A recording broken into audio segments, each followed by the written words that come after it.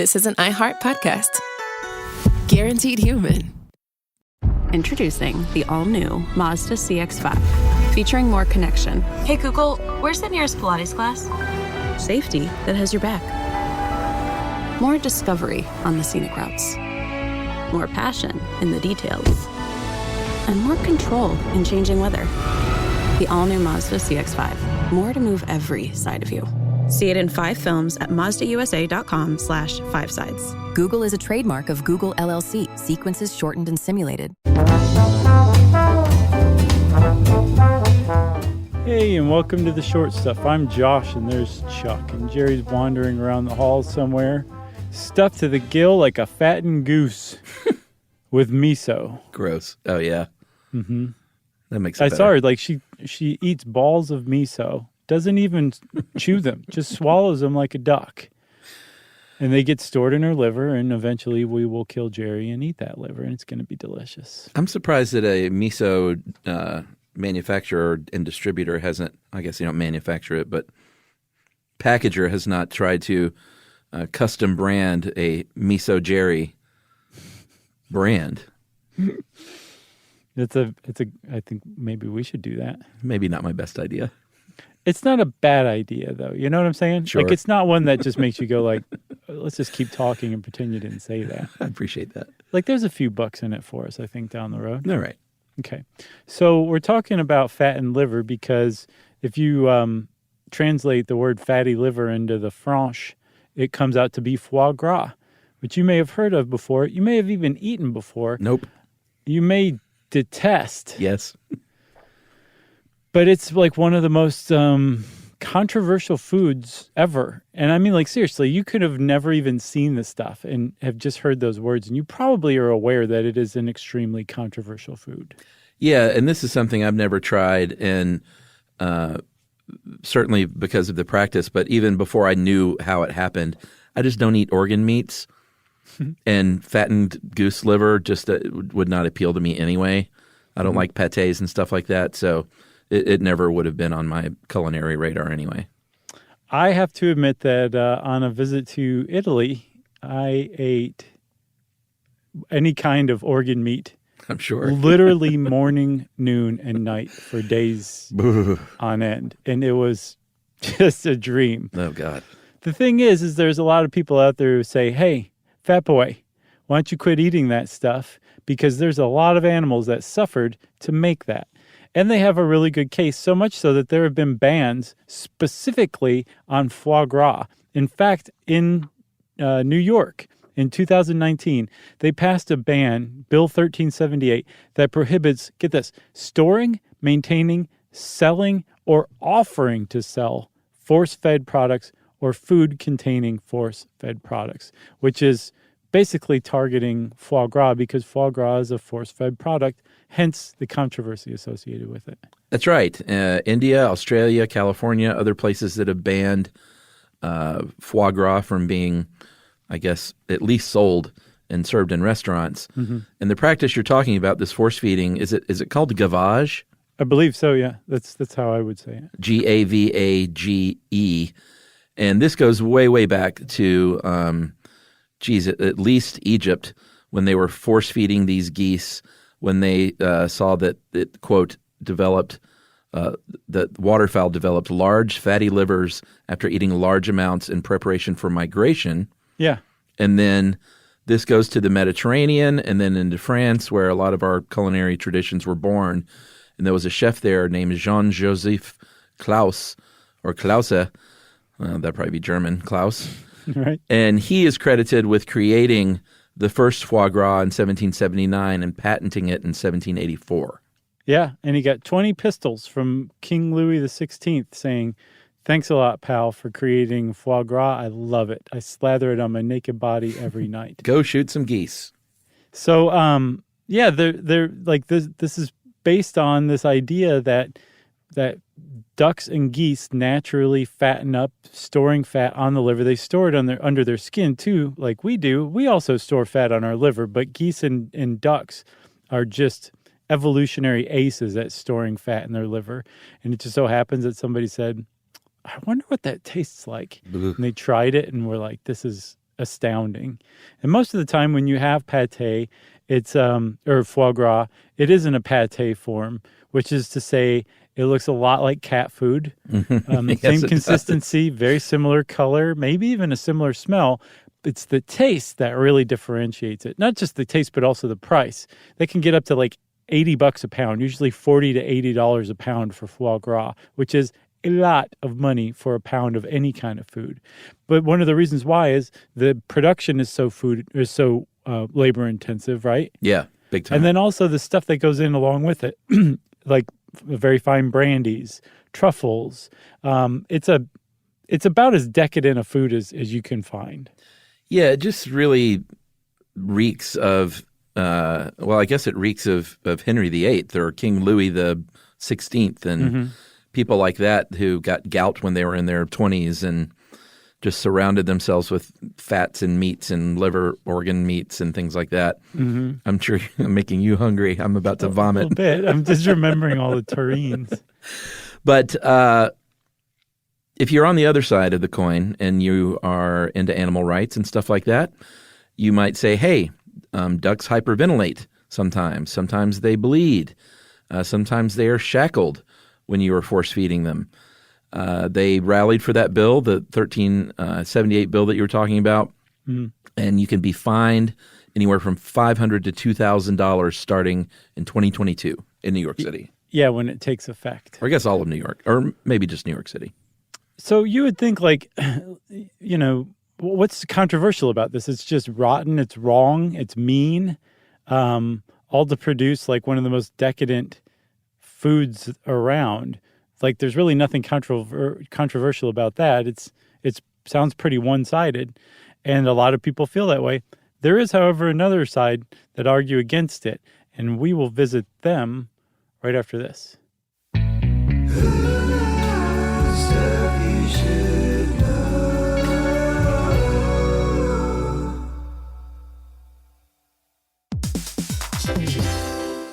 Hey everybody, we want to talk to you about The Big Bang Theory. That's a show that became one of the most defining sitcom of its era and really built a fan base around its memorable characters and unique group dynamic. That's right, which is why we think you'll enjoy the official Big Bang Theory podcast. It's back, covering seasons 3 and 4 of the show. Host Jessica Radloff sits down with crew and cast members like Kunal Nair, who plays Raj, Mayim Bialik, who plays Amy, and Kevin Sussman, who plays Stuart. That's right, you're going to learn all about the Easter eggs you may have missed, behind-the-scenes stories, and how certain real-life relationships shaped some of the most memorable storylines. Yeah, there's cast reflections years after the series aired and expanded content around famous episodes and storylines. It is exactly what you're looking for if you're a fan of the Big Bang Theory. The season is on video, so watch the official Big Bang Theory podcast on HBO Max, or listen wherever you get your podcasts, and stream episodes of the Big Bang Theory on HBO Max. The springtime thaw is finally here. Flowers are blooming, days are longer. We're saying yes to more plans and finally getting outside, running, walking, just moving again. It's the perfect time to upgrade your everyday go-tos with Bombas. Take Bombas sports socks. They're super comfortable and designed with sport-specific tech for running, cycling, yoga, hiking, you name it. I use them to run in, and I can tell you they work beautifully. So head over to bombas.com and use code SYSK for 20% off your first purchase. That's BOMBAS.com, code SYSK at checkout.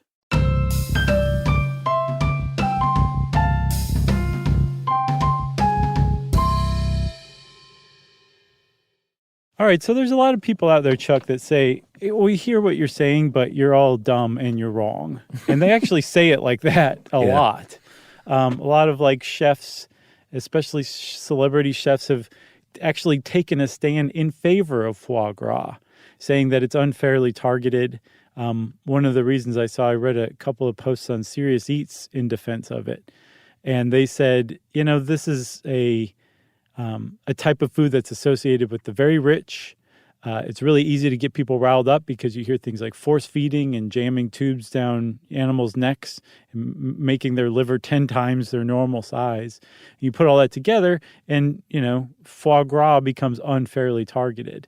And it's kind of hard to swallow at first. Very sorry about that one.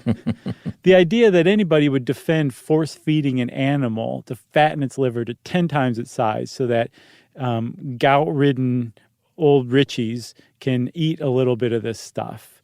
But if something is unfairly demonized, it is worth looking into and unpacking. And they do make a couple of good points here or there. Yeah, there's a group called the Catskill Foie Gras Collective, worst band name ever. And they produce most of the foie gras that you would get in New York City. You could still get, I guess, once restaurants are open. For the next couple of years? Yeah, and they have challenged the ban, and they say it's unconstitutional. You don't have jurisdiction over what we do, de Blasio. And these are our businesses, and you can't shut us down. And I guess the leader, the president, Marcus Henley of the Catskill Foie Gras Collective says, you know what, this little tube is really not causing any discomfort. Ducks aren't like us. They're built different than us. And this tube is, they love this thing. Trust me. Basically, in that Serious Seats article, they went to like the greatest foie gras farm on the planet. And the ducks like came over to get their gavage feeding. But that's definitely not par for the course. There's a lot of videos out there of some really abusive duck and geese farms where they're stuck in cages and their beaks are broken and they're bleeding out of their noses and they've lost feathers and they have like vomit around their mouth and they're still being force fed. There's some really awful operations out there. But apparently if you're getting good foie gras, you're getting it from somebody who's treating their animals very well. And the case they're making about ducks and geese being built differently than us is that their esophagi, I guess, are not connected to their trachea. They're two separate ones rather than shared like in humans. And their esophagus is allowed to stretch. Like they can eat fish that are many times over the size of their actual esophagi. So they can stretch pretty easily. So that's where they say it doesn't really give them much discomfort, if any. And that their liver fattening to like huge like sizes, that it's actually kind of built to do that. This is just humans speeding up this process or kind of making it in like a simulated way. Like the ducks and the geese aren't doing this to migrate, but they are responding naturally to this kind of simulated packing on the weight. And that if you kind of start to understand it, you will probably change your mind about foie gras. I don't know if that's a foregone conclusion, but from what I read, it isn't quite as bad as I had presumed. The one that got me, though, Chuck, is that if you are fine with eating eggs, you don't really think about where your chicken eggs are coming from, you've got no leg to stand on going after foie gras because the chickens that are producing those eggs that you're eating are being treated just as bad, if not worse, than the worst cases of the ducks and the geese that are being fattened up for pate. That is the one point that I find difficult to challenge.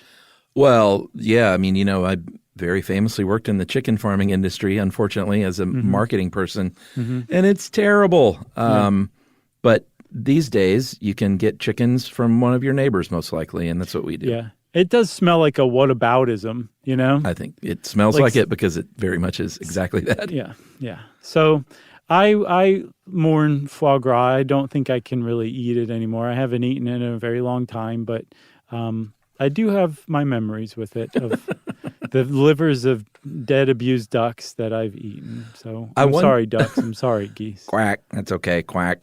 Thanks. I wonder if, you said that they were meant, or not meant to, but their livers would fatten up anyway for migration. I guess they are meant to. I wonder if these ducks run over there to get this force feeding because they're like, this is going to get me out of here, man. I'm going to fly pretty soon. I got to get out of here. This is the worst. Oh, goodness. And the unconstitutional thing, I'm like, what are they talking about? Supposedly, state-wise, it's unconstitutional because they're trying to regulate interstate commerce, but I don't know that necessarily holds up. Interesting. So there you go. Foie gras, everybody. Go make up your own mind about it. Go do a little research and see what you think. And in the meantime, Short Stuff is out.